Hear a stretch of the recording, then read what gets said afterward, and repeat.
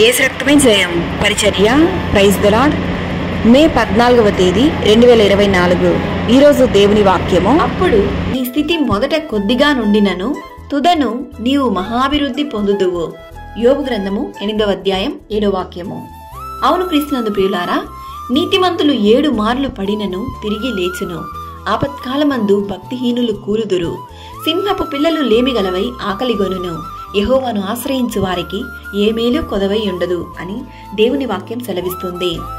ఎవడనూ తెలుసుకొనలేని మహత్తైన కార్యములను, లెక్కలేనన్ని అద్భుత క్రియలను ఆయన నీ జీవితంలో చేయడానికి సిద్ధంగా ఉన్నాడు.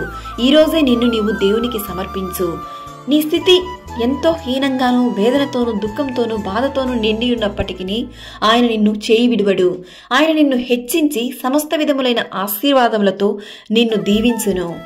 నీవు నీ సమయాన్ని వృధా చేయక దేవుని సన్నిధిలో వేచియుండుము. ప్రతి విషయంలోనూ పరిశుద్ధతలోనూ నిన్ను నీవు సరిచేసుకొనుము. నీ స్థితిని చూసి హేళన చేయు వారి ఎదుటనే దేవుడు నిన్ను అనేక విధములైన ఆశీర్వాదములతో నింపును. యేసయ్యను నమ్మిన వారు ఎప్పటికీ చేయి విడువబడరు.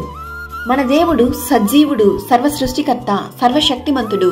మనుషులకు అసాధ్యమైన కార్యము దేవునికి సాధ్యము. కావున పూర్ణ హృదయముతో దేవుని యందు విశ్వాసముంచి ఆయన సన్నిధిలో ప్రార్థించుము.